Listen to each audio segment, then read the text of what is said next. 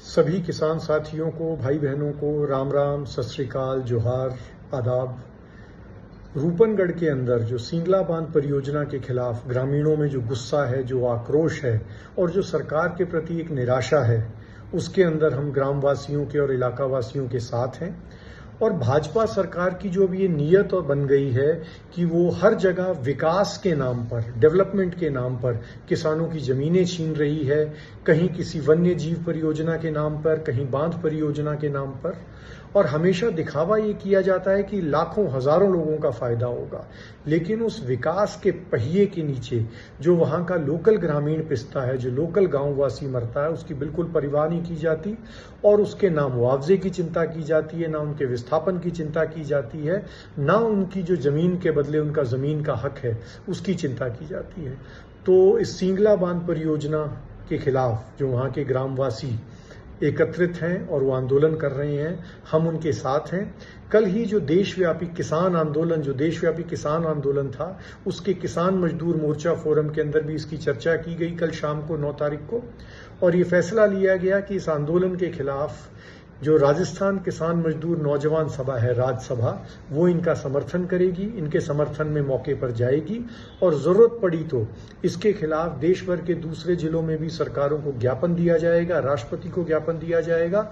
और इसके खिलाफ जमीन पर भी विरोध करना पड़ा तो राज्यसभा के साथी, राजस्थान किसान मजदूर नौजवान सभा के साथी मौके पर भी जाकर विरोध करेंगे।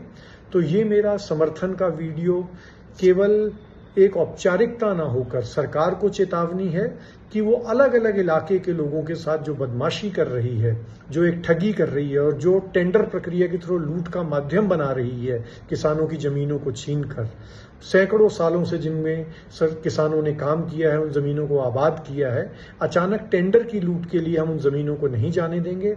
रूपनगढ़ के सिंगला बांध परियोजना से जो अफेक्टेड किसान हैं, जिनके ऊपर असर है, हम उनके साथ हैं और हम मोर्चे पर आपके साथ आएंगे, आपके साथ बैठेंगे और आपके साथ लड़ेंगे।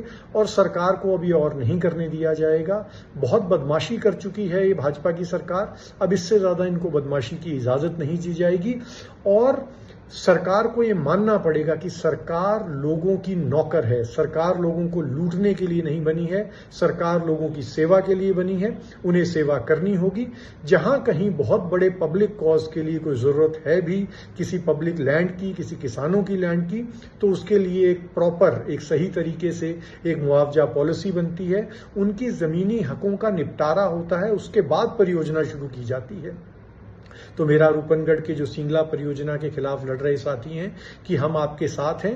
केवल राजस्थान सभा ही नहीं, राज्यसभा ही नहीं, अब दूसरे राज्यों के किसान बॉडीज के साथ भी चर्चा हुई है और आपकी आवाज दूर तक पहुंचाई गई है और सब आपके साथ हैं।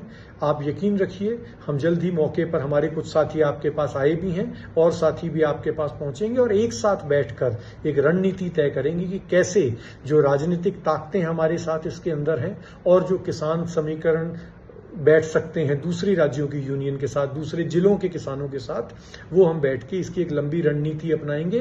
राजस्थान सरकार यहां के किसानों को अकेला ना समझे, यही हमारी चेतावनी सरकार को है और यही हमारा विश्वास यहां के किसानों को है। हम सब आपके साथ हैं। धन्यवाद।